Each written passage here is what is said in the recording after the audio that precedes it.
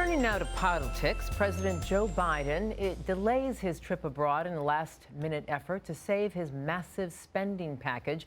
Joining us now with the very latest is Caroline Heldman, professor of critical theory and social justice at Occidental College. It's Thursday, so we have you with us. And thank goodness. Good morning. Good morning, Giselle. Wonderful to see you. Wonderful to see you. The president hoped to have a deal in place before taking off to Europe. He hit the Hill to make a last-ditch effort and appeal to his party. What is at stake? Where are we? What are you hearing? Well, he has pared it down and continues to pare down both the infrastructure package and even the budget in an effort to capitulate to two Democratic senators who want less spending. That would be Joe Manchin and Kirsten Sinema. And the latest casualty is that paid family leave has now been removed from the package, and also massive rollbacks in terms of what we're spending on the climate crisis. Although I will say it is still the biggest spend at $500 billion. It's the most that we have ever prioritized this budget, this issue. Yeah, family leave out, free community college, no expansion to Medicare. Big things he promised on the campaign trail and seemingly cannot deliver. And to your point, if he's not able to get everything he wanted, but he comes through with something, is it still a game changer?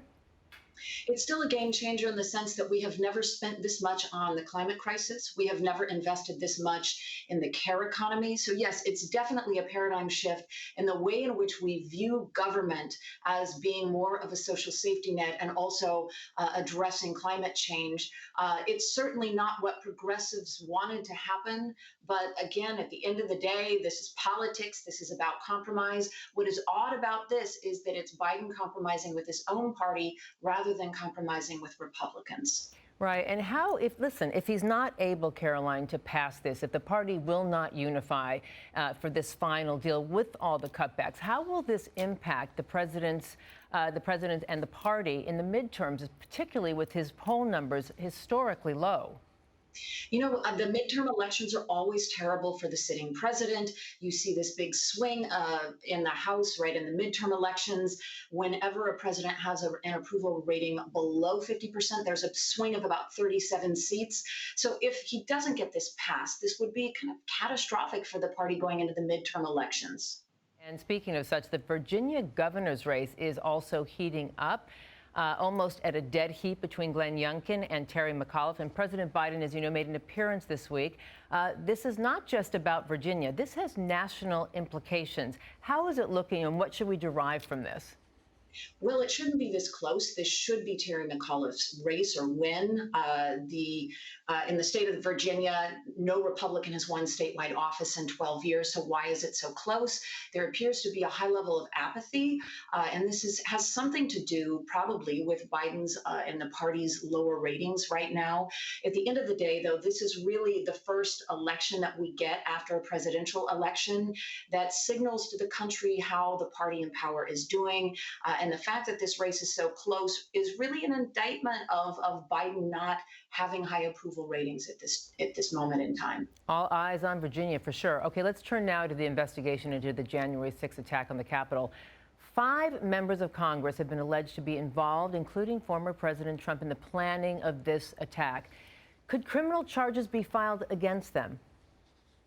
Criminal charges could be filed against them if there was planning of violence.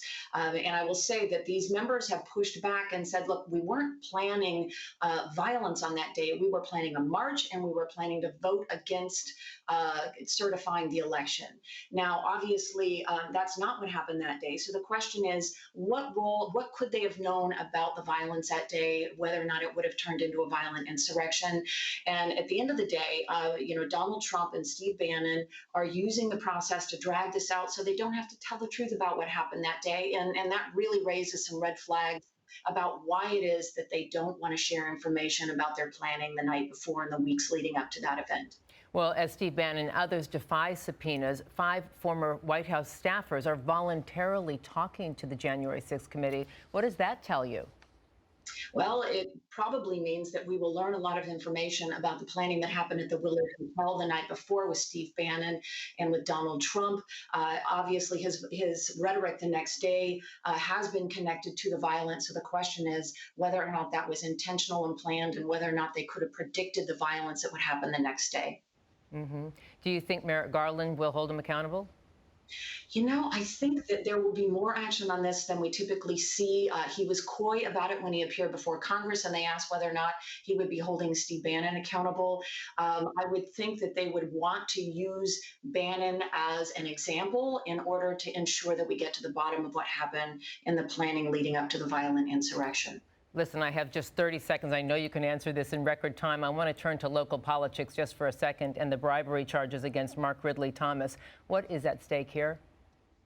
Well, this is the third person who has been indicted in federal charges in terms of the LA City Council. What we need right now is a good government commission to look into why issues of corruption are rampant in City Council. You did it. Thank you, Caroline Heldman. As always, we'll be back.